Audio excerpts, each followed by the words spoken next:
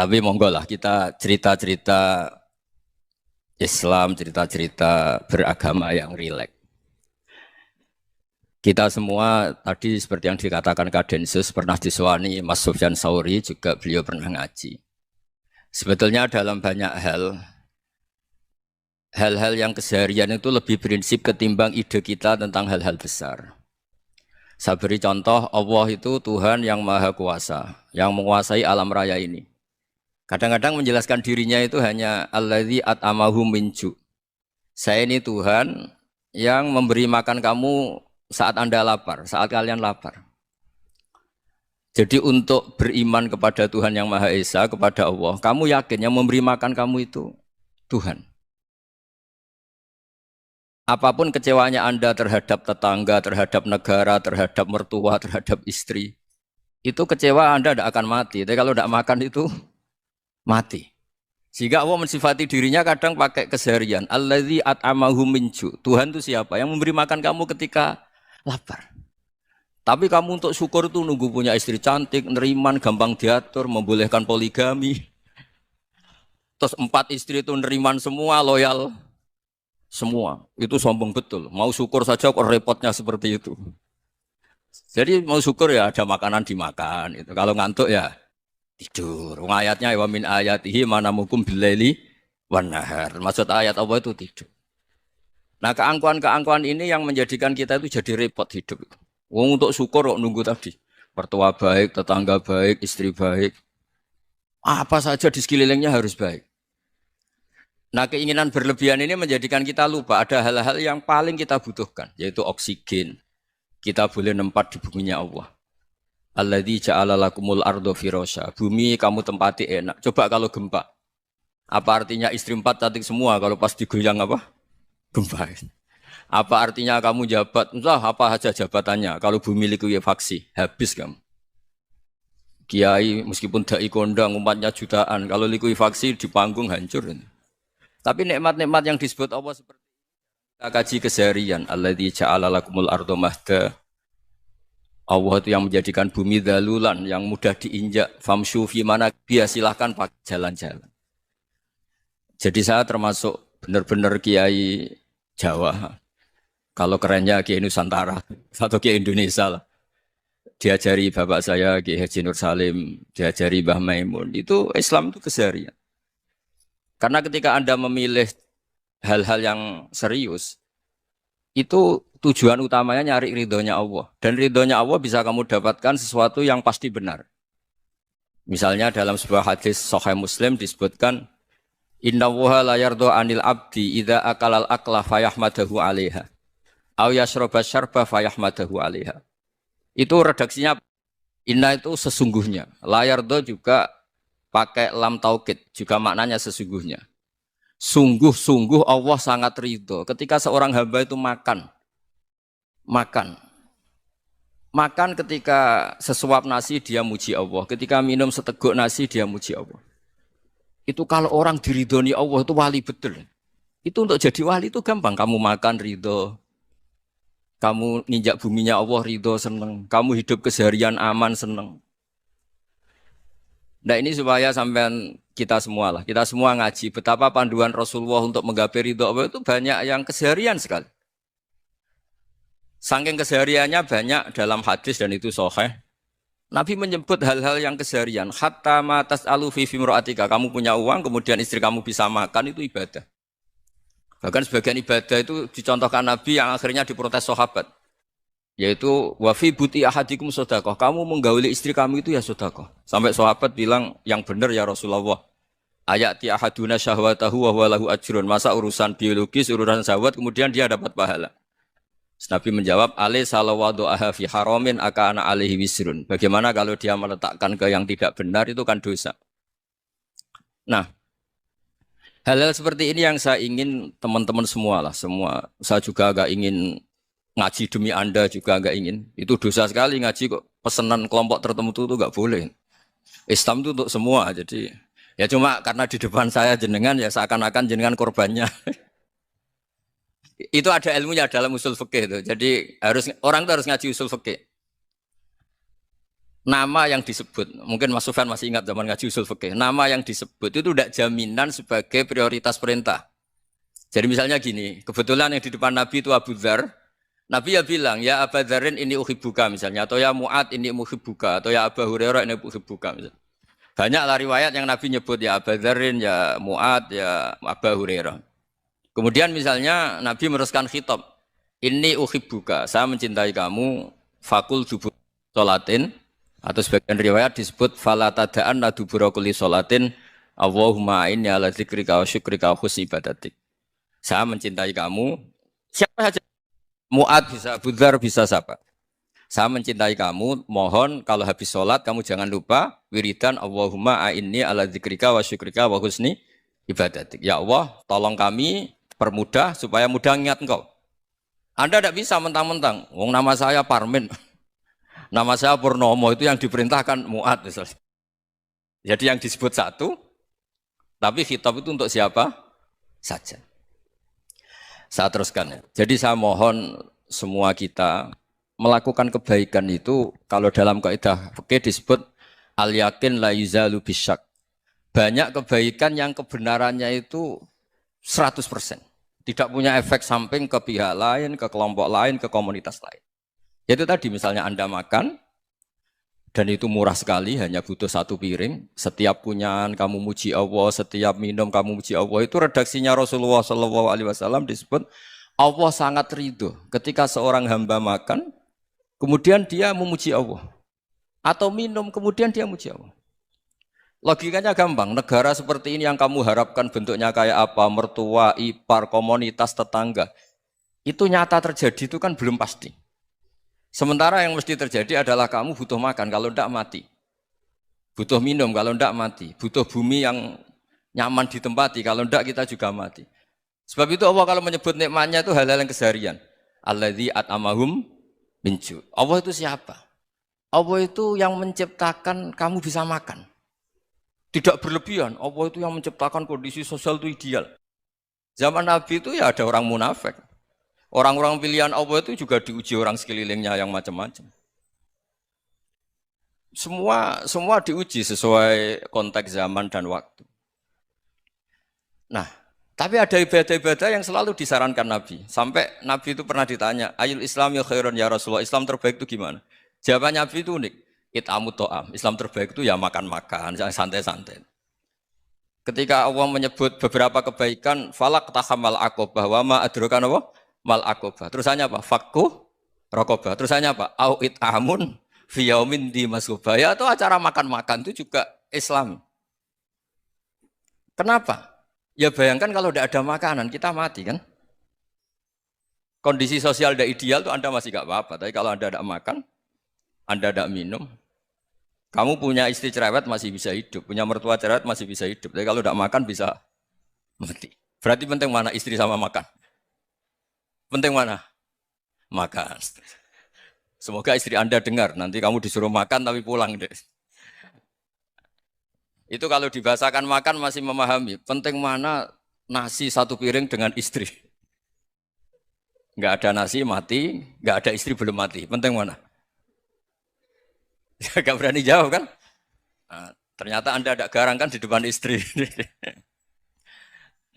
Jadi saya mohonlah, mungkin Mas Sufyan Sauri tadi yang bisa bantulah. Teman-teman tuh ngaji yang keseharian saja.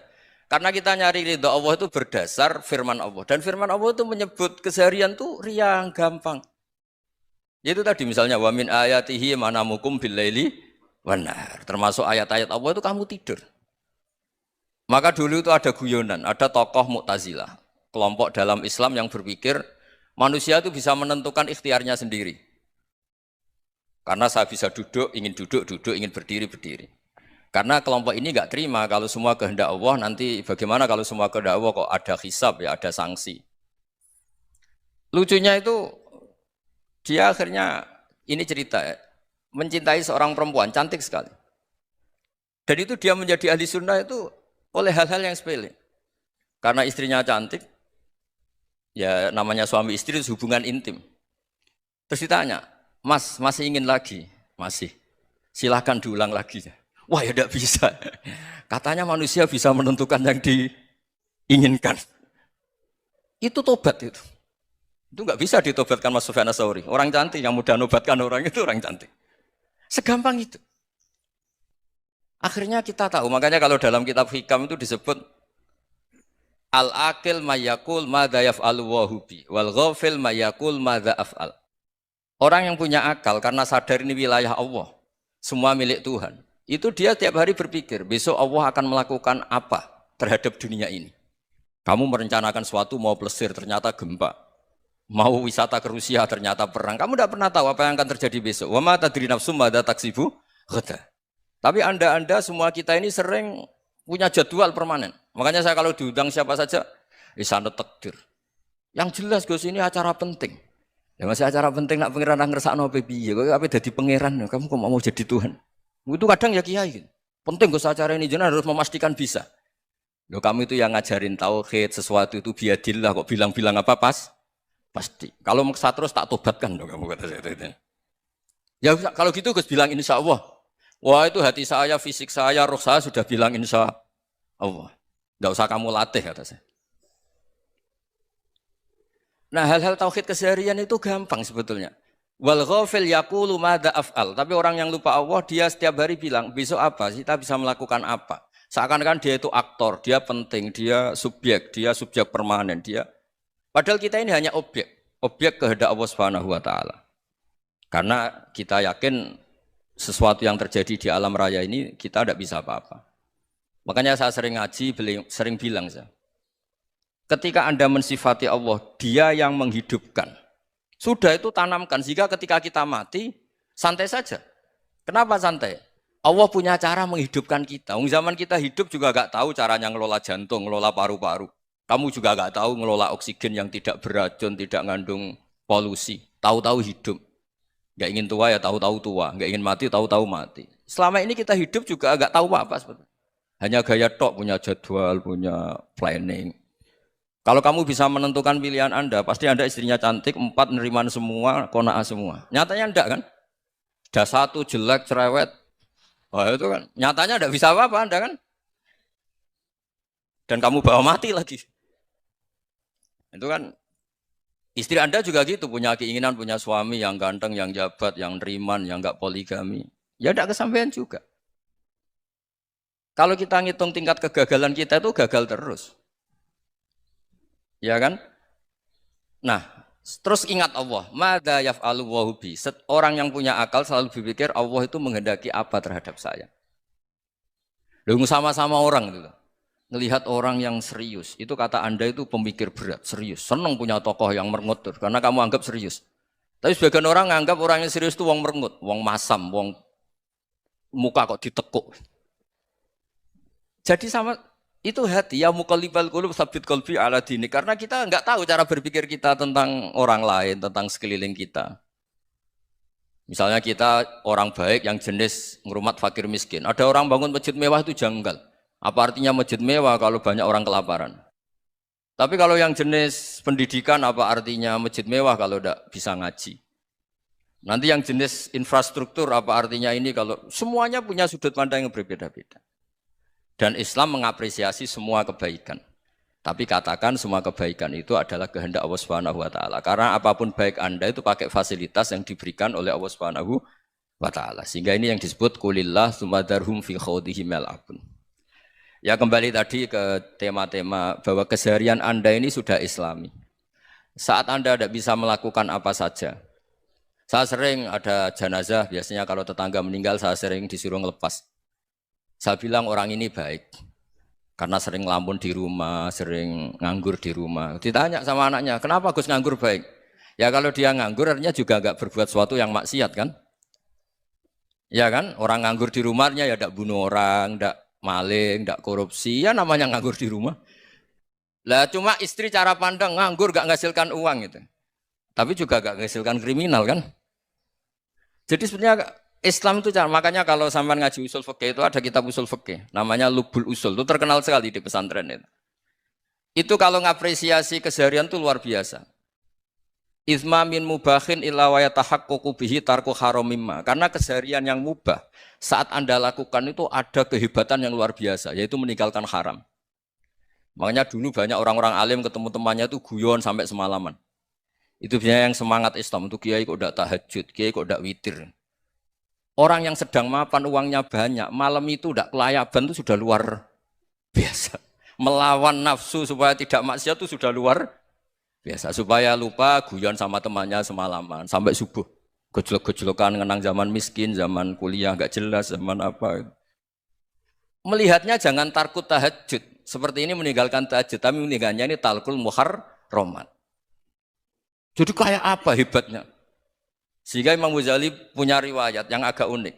Hatta takuna ibadatu akhiri hadil ummah iku an-naum. Sehingga suatu saat ibadah terbaik umat ini itu tidur. Itu kan riwayat kontroversi. Ketika Imam Ghazali ditanya, kenapa iya? Kenapa kamu mulai keluar dari rumah itu sudah banyak maksiat? Melihat perempuan yang enggak mahram, melihat fenomena. Tapi kalau kamu tidur itu enggak melihat apa-apa. Tapi juga kamu jangan menganggap tidur itu ibadah betul. Saatnya melakukan fardhu ain malah masih tidur. Tapi itu sudut pandang yang menjadikan kita Islam itu gampang. Jadi saat Anda tidak bisa aktivitas apa-apa, misalnya ada beberapa orang yang lumpuh. Lumpuh itu memang nggak bisa Jumatan, nggak bisa ibadah, tapi dia juga nggak bisa maksiat. Tidur itu memang Anda saat itu tidak bisa tahajud, tidak bisa witir, tapi saat itu ada zina, ada maling, tidak gosipkan orang, tidak bully orang, tidak menanamkan kebencian, tidak hasud. Sehingga tidur menurut Allah Ta'ala wa min ayatihi manamukum billaili apa? Wanahar. Karena di tidur itu selain ada unsur istirahat, jaga kestamina, juga ada unsur meninggalkan beberapa keburukan. Nah saya mohon ibadah yang keseharian ini kita jaga. Supaya kita semua baca ayat itu fasih. Fasih itu tertanam di hati. Allah itu siapa? Alladzi at'amahum min ju'i wa amanahum min khauf. Dan Allah kalau cerita di Quran itu anna sababnal ma'a sabba tsumma syaqqaqnal ardha wa syaqqa fa ambatna fiha habba wa inaba wa qadba wa zaituna wa nakhla wa hada'iqa hulba. Kamu tahu saya ini siapa kata Allah? Saya ini adalah Tuhan yang menurunkan air, kemudian ada tanaman banyak.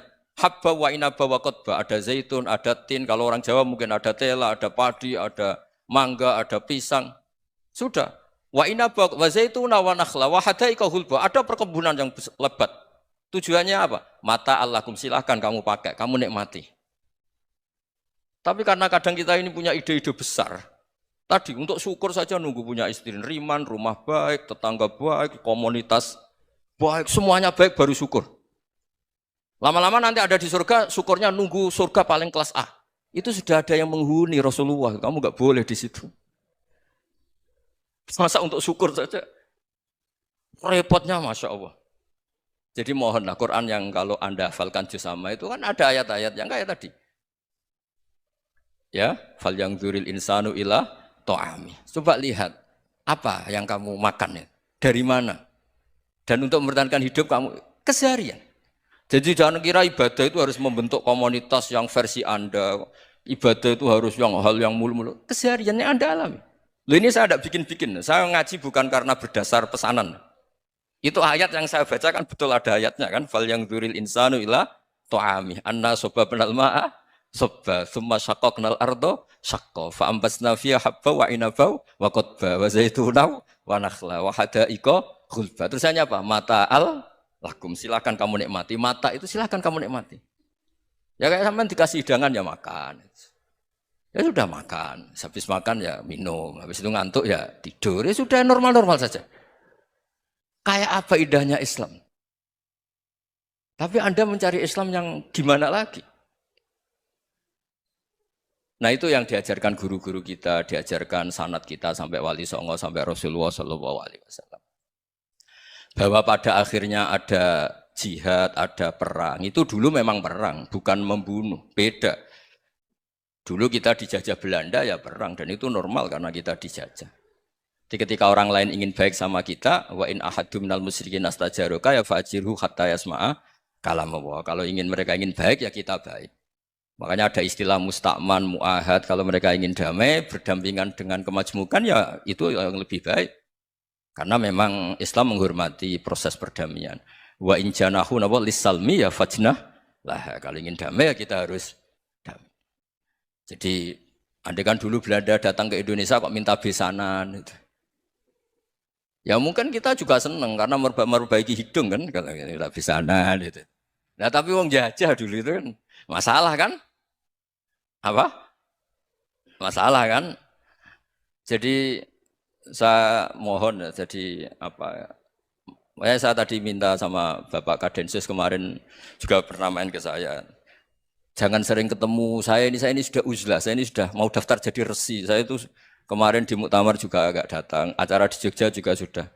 Karena memang keluarga saya dulu itu bahasa ya, bapaknya bapak saya itu enggak keluar rumah itu puluhan tahun. Memang punya adat uzlah. Ya makanya ngaji saya ngaji aja yang gampang-gampang aja, yang enggak orderan, yang enggak pesenan ngaji aja dulu yang gampang. Saya ikhlas, yakin betul saya ikhlas. Ikhlas itu menurut saya itu roh. Orang enggak ikhlas menurut saya itu orang aneh. Ikhlas itu gampang, sudah saya bilang. Kalau kamu yakin ilmu itu milik Allah, ngasihkan juga ikhlas itu milik Allah. Apa sih yang kamu punyai sehingga kamu tidak ikhlas? Uang milik Allah, energi kita milik Allah, bumi milik Allah. Kemudian kamu merasa memiliki. Merasa memiliki itu kalau dalam ilmu tasawuf sudah kesalahan kan. Bagaimana Anda punya? Coba tahu-tahu tanah itu kok milik Anda. Karena saya beli, Gus. Saya beli dari orang, dari Zaid. Padahal yang asli punya itu Allah. Apa benar kamu pernah beli sama Allah? Zaid ini pemilik nisbi, pemilik yang enggak sebenarnya kan. Ya enggak? Yang benar-benar pemilik itu Allah. Kok kamu ngerasa itu bumi kamu itu atas nama apa? Coba. Milik kan harus beli atau dikasih. Tidak semua kan? Nah, makanya terus famshu fi manakibiha dan Allah menyebutnya, sudah saya ini yang menciptakan bumi. Waladzi ja'ala lakumul arda dalulan. Dan Allah menyebutnya sederhana, famshu fi manakibiha, silakan jalan-jalan. Terusannya apa? Wa kulu mirizki, silakan makan-makan. Jadi Islam itu ya makanya kiai-kiai itu ada acara makan, sampai ada guyonan fikuli makanin makan di setiap tempat ya makan. Nggih ngoten guys, pokoknya sing gampang-gampang mawon nggih. Nggih Mas Sufyan nggih sing gampang-gampang mawon nggih. Assalamualaikum warahmatullahi wabarakatuh. Perasaan saya juga seluruh ulama di dunia. Saya ulang lagi, perasaan saya juga seluruh ulama di dunia. Bahwa Islam masuk itu macam-macam sebabnya. Dulu kita tahu, kita sebagai warga Indonesia, Islam masuk itu ya dibawa orang yang agak kedonyan, ya kayak jenengan lah kira-kira gitu. Ya kayak mbak-mbak ini, ya agak-agak mata duitan itu. Karena kita tahu rata-rata ahli sejarah mengatakan Islam di Indonesia dibawa kiai apa pedagang. Pedagang tuh nyari uang apa nyari dakwah kira-kira. Ya semoga Anda mirip-mirip seperti itu. Ya jadi nyari uang karena ada nurani Islam sehingga tetap saja membawa Islam. Saya tidak tahu Islam Anda ala apa, tidak tahu. Pokoknya mau ngaji ya berarti Islam ala ahli sunnah wal jamaah. Jadi ini penting saya utarakan bahwa Islam itu agama yang mudah difahami sehingga dibawa pedagang saja ya kasil. Dibawa orang yang kedonyan enggak jenengan juga kasil gitu. Dibawa orang baik ya kasil, dibawa orang broken juga kasil. Ini penting saya utarakan karena saya ngaji di mana-mana bilang ciri utama kebenaran absolut adalah kebenaran yang bahkan orang nggak benar saja bisa bawa. Tapi bukan berarti saya dukung Anda tidak benar, kan sudah tidak benar dulu sebelum kenal saya. Tapi nggak apa-apa, nggak benarnya umat Islam insya Allah dimaafkan sama Allah Subhanahu wa Ta'ala. Ya asal tobat maksudnya. Nggak, ini saya beri satu konstruksi pikiran yang saya sering utarakan di ngaji saya. Sampai sekarang saya coba, saya tes ini kan di kampus ya, di apa bacanya ini Kim University yang global leader apa in the world itu. Ini keren lah. Jadi acara ilmiah kita ditakdir di gedung apa? Kampus, gedung universitas di begini. Kalau 1 ditambah 1 2 itu namanya hakikat. Ciri utama hakikat adalah siapapun akan menerima. Saya sekarang tanya sama Anda, kira-kira 1 tambah 1 2 itu musuh Anda pun mengatakan 2 apa tidak? Ya. Pekerja Korea ya bilang 2, Rektor Al-Azhar juga bilang 2.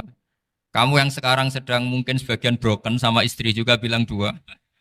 Istri kamu yang mangkal sama kamu juga bilang 2. Yang cemburu ya bilang 2, yang dicemburuin juga bilang 2. Karena begitu mudah kebenaran absolut diterima oleh siapa saja. Begitu juga eksistensi Allah sebagai Tuhan. Itu mudah diterima oleh siapa saja. Sehingga pembawanya tidak perlu seorang kiai atau gus atau mubalek atau ketua MUI, tidak. Cukup karyawan pekerja Korea. Karena kebenaran absolut itu kebenaran yang mutlak. Siapa saja yang waras pasti ngakui. Kira-kira orang yang berpikir sehat pasti berpikir begini, ini yang diajarkan Quran. Bumi ini kadung wujud. Sudah wujud kadung wujud, punya eksistensi. Mungkin nggak sesuatu yang wujud, kemudian disebabkan oleh sesuatu yang nihilisme, yang tidak ada. Mungkin enggak? Enggak mungkin. Yang namanya penyebab itu harus sesuatu yang wujud. Di mana-mana penyebab itu harus punya eksistensi. Karena langit dan bumi ini kadung wujud, pasti penyebabnya adalah wujud. Karena wujud penyebab harus bersifat super. Lah bersifat super ini oleh ulama dikatakan wajibil wujud. Itu akal siapa saja akan terima. Cuma kemudian setelah nerima itu orang macam-macam cara berpikir. Mungkin orang Jawa dulu bilang itu Sahyang Widi. Kalau orang sini mungkin bilang apa itu? Dewa atau apa ya? Enggak tahu saya itu. Karena itu yang teman sampean, enggak teman saya itu. Tapi yang jelas begini, ini konstruksi ini harus kita jaga. Nanti saya bacakan teks hadisnya. Kebenaran sejati ciri utamanya adalah ada absolutisme, ada kebenaran mutlak. Ciri utama kebenaran mutlak adalah diakui bahkan oleh siapa saja, termasuk oleh orang fasik. Orang fasik itu orang nggak benar. Misalnya ada imam masjid besar Istiqlal, ditanya 1 tambah 1 bilang apa? 2. Nanti kira-kira yang lonte juga bilang apa? 2. KPK juga bilang koruptornya yang ditangkap 2. Nah, eksistensi Allah sebagai Tuhan ini kebenaran yang absolut. Maka agama ini juga boleh diterima oleh siapa saja, termasuk oleh orang fasik, orang nggak jelas. Ini penting saya utarakan karena sekarang marak kelompok yang mengatakan orang Islam kalau zina menjadi